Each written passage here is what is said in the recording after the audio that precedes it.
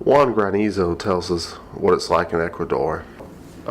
Ecuador is in the northern part of the South American cone. Um, it has a population of approximately 16 million people. Its capital is Quito, which is the city where I come from, with approximately uh, 2 million inhabitants. It has four regions: the uh, Ecuadorian Islands, which are the Galapagos Islands, where um, Darwin discovered or came up with the theory of evolution. The coast, which has its coast in the Pacific Ocean, the highlands, and the Amazon. Granizo gives us thoughts on Donald Trump's comments, immigration, racism, and xenophobia. I've seen what, of course, Donald Trump has said. Uh, it really impacts me that someone as extreme and as, I'm gonna say, dumb as him is actually trying to represent an entire country with 300 million people, approximately 300 million people who are definitely not like him. He would never be the face of those. He would never be like a good representative for those 300 million people. So I just tried not to pay much attention to that because I know for sure he's not gonna win at all. Manuel Leon Hoyos talks about what life in Mexico is like. Culture is very family oriented.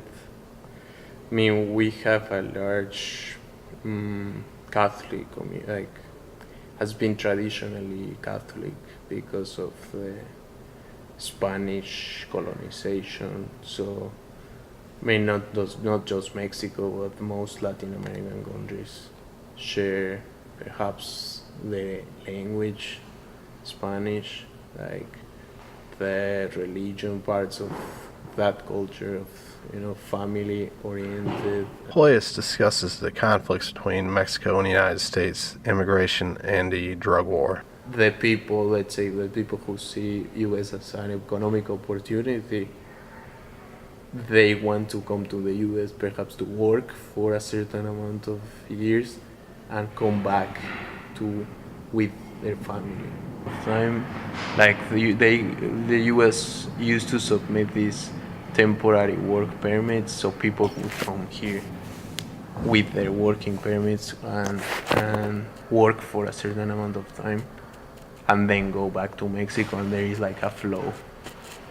But with the new, I guess, the new immigration policies created so hard, maybe to everything is getting so hard to even to get a visa, like to have like a temporary permit, because there is a demand for the labor, they wouldn't come if they didn't have jobs here. Flow of people coming and going, I think it decreased because of difficulty of doing it. So now more people started to stay in the US permanently. Mexico has the largest US population abroad.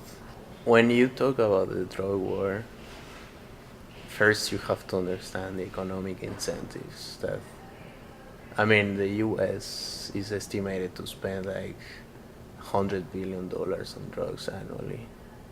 So I think it's not a Mexican problem.